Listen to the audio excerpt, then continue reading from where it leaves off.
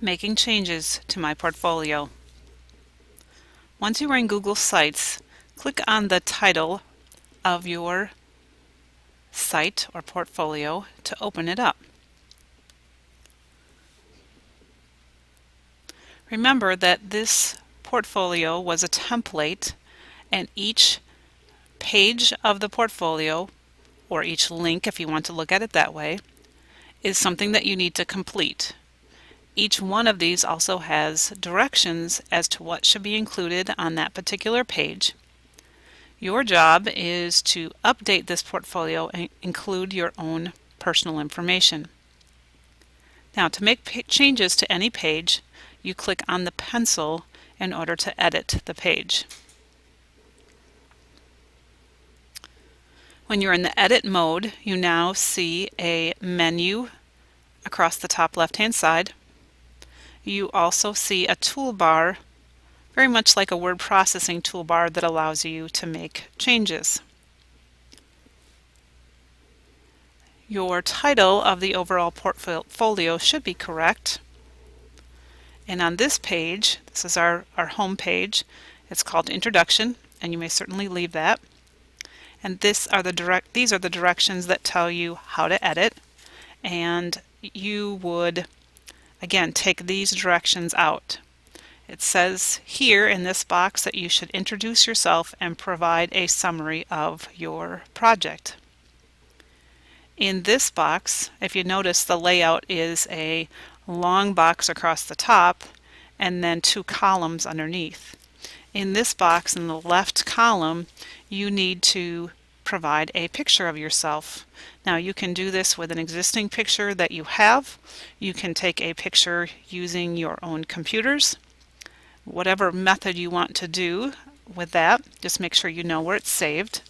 And then you're going to go up to Insert, Image, and you're going to go locate where that image is at. So in this case, if I was going to get an image that I had saved, maybe I'd taken with my computer, I would click and browse for that particular picture and add it into my portfolio. Please keep in mind that your picture should be professional.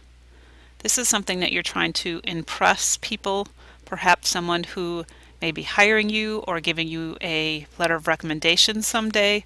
So it should be, again, a very school appropriate and professional kind of picture. I'm going to pick a generic picture rather than a picture of a person, just so you can see how it's added into Google. Once you see the picture up here, you can click OK.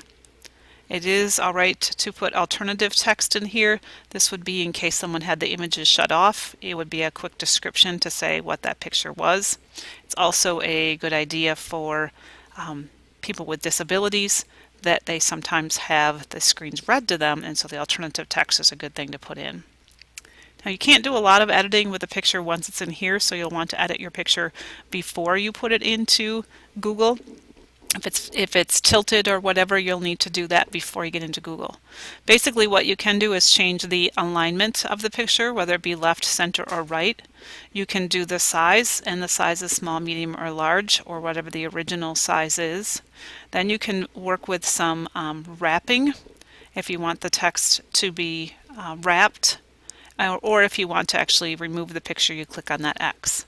Now, I'm going to remove this picture because it is not appropriate for this, and it is in the incorrect spot. It's not where it says provide a picture of yourself. So I would have had to have my cursor down here in order to do that. On the right hand side, it says provide a picture showcasing your project. And again, same thing, you should have a picture of your project. Now, can you do multiple pictures? You sure can, but maybe you want to have, if you have a lot of pictures, maybe you want to have another whole page to show the progress and the pictures that way. This should be maybe something that is maybe your final product and not a photo gallery by any means. And then in the lower part here, it talks about embedding your updated plan proposal. And you're going to actually insert that in here so someone can see your plan proposal. Now, before you can do that, To insert it in, you need to make sure it's in your Google Docs. We've talked about Google Docs before. Some of you use that as a backup for your SEP paper in case something happens to your computer. But I'm going to refresh your memory on how you would do that. First of all, I'm going to save this page to make sure that the work that I have done so far is accurate and gets saved. And then I'm going to go back to my Gmail so that I can go to my Google Drive. Now that used to be called Google Docs, so if yours still says Docs up there, the new term for it is Drive. To upload something into Google Docs or Google Drive, on the left-hand side you're going to see a Create button, and right next to it is the Upload icon. You click on that and hit Files, and then you go to where your file may be located that you want to upload. So I've selected my file, and it's going to come over here and do an upload over here. Now if you notice, mine says conversion off, so this means it's not converting it to a Google Doc.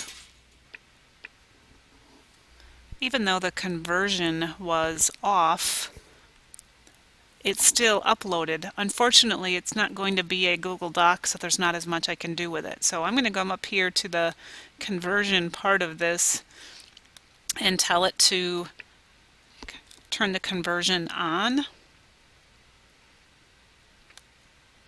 So now it says conversion on. And when I go to upload again,